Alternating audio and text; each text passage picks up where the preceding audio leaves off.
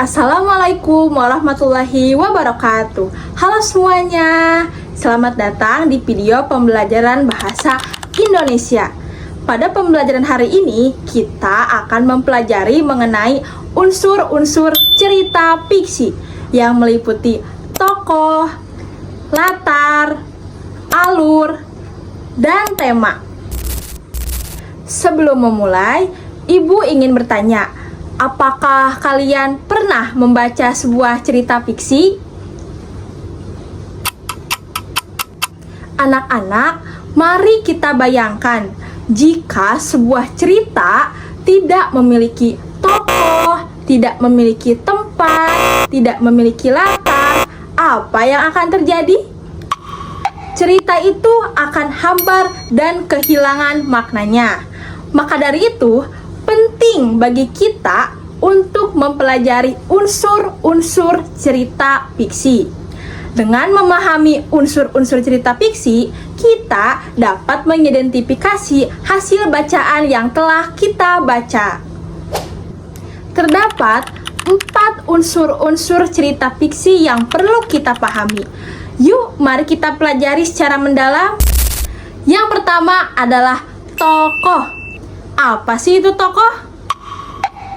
Tokoh adalah seseorang ataupun pelaku yang terdapat di dalam sebuah cerita. Tokoh ini biasanya akan menjalani sebuah peristiwa, mengalami konflik, dan juga menjadi pusat perhatian yang ada di dalam sebuah cerita. Tokoh terbagi menjadi 2, yaitu ada tokoh utama dan juga tokoh pendukung. Tokoh utama kehadirannya lebih banyak diceritakan di dalam sebuah cerita. Biasanya diceritakan pula suka dukanya, perasaannya, tindakannya. Sedangkan tokoh pendukung kehadirannya tidak sebanding banyak dibandingkan dengan tokoh utama. Tetapi kehadirannya menjadi penting untuk mendukung peran bagi tokoh utama. Contohnya pada dongeng Si Kancil. Si Kancil menjadi tokoh utama di dalam sebuah cerita tersebut. Sedangkan Kerbau, temannya Si Kancil, menjadi tokoh pendukung yang terdapat di dalam sebuah cerita dongeng Si Kancil. Yang kedua adalah latar. Latar adalah keterangan yang menunjukkan tempat, waktu, dan juga suasana.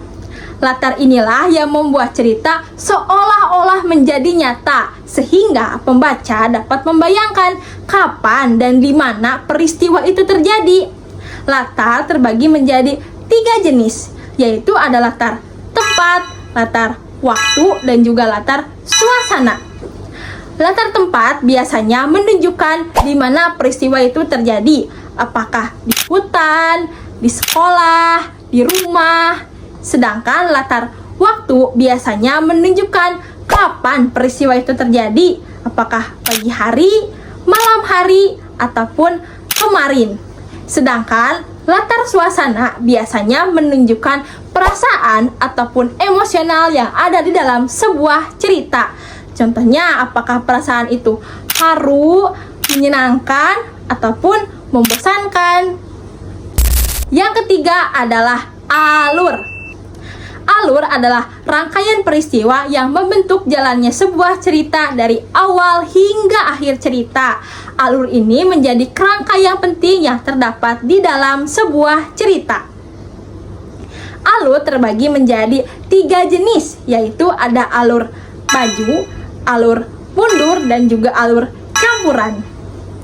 Alur maju biasanya cerita akan bergerak lurus ke depan dan diceritakan sesuai dengan kronologis waktu yang tepat. Sedangkan alur mundur biasanya cerita akan dimulai dari pertengahan ataupun dari peristiwa yang telah terjadi sebelumnya. Dan yang terakhir adalah alur campuran. Alur campuran ini adalah perpaduan antara alur maju dan juga alur mundur. Biasanya cerita akan bergerak lurus ke depan, namun sesekali cerita itu akan mengulas kisah balik ataupun menceritakan peristiwa yang telah terjadi sebelumnya. Dan unsur yang terakhir, yaitu adalah unsur yang keempat, adalah tema. Tema adalah ide ataupun gagasan utama dalam sebuah cerita. Biasanya penulis akan memikirkan tema terlebih dahulu sebelum menulis cerita. Tanpa tema, sebuah cerita akan kehilangan maknanya. Biasanya tema-tema yang digunakan oleh penulis yaitu berupa tema kasih sayang, tema kemanusiaan, tema perjuangan, tema semangat gotong royong. Contohnya pada cerita Dongeng Si Kancil, di mana si Kancil sebagai tokoh utama mendukung temannya Kerbau sebagai tokoh pendukung agar bisa menyeberangi sungai yang penuh rintangan dan penuh buaya. Cerita tersebut termasuk ke dalam tema kemanusiaan karena si Kancil sebagai tokoh utama menolong temannya Kerbau agar bisa menyeberangi sungai.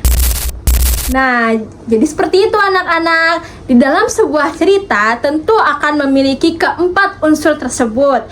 Yang tadi telah dijelaskan yaitu ada tokoh, latar, alur, dan juga tema. Keempat unsur ini saling berhubungan satu dengan yang lainnya. Perlu diingat, jika salah satu keempat unsur ini ada yang hilang ataupun tidak digunakan, maka sebuah cerita akan kehilangan maknanya ataupun dianggap menjadi sebuah cerita yang tidak lengkap maupun tidak utuh. Keempat unsur ini juga membentuk cerita menjadi lebih bermakna dan juga menarik bagi pembacanya. Baik anak-anak, itulah pembelajaran kita pada hari ini. Semoga dengan pembelajaran hari ini kalian dapat lebih memahami isi cerita dengan lebih mudah dan seksama. Sebelum itu, Ibu memiliki motivasi terlebih dahulu untuk memberikan semangat pada kalian. Semakin sering kalian membaca dan semakin sering kalian berlatih, maka akan semakin pula tajam pemahaman serta pemikiran kalian. Semoga dengan pembelajaran mengenai unsur-unsur cerita fiksi ini, kalian akan menjadi penulis cerita yang handal di masa yang akan datang. Amin. Jika ada yang ingin dipertanyakan, boleh dipertanyakan di pertemuan yang akan datang.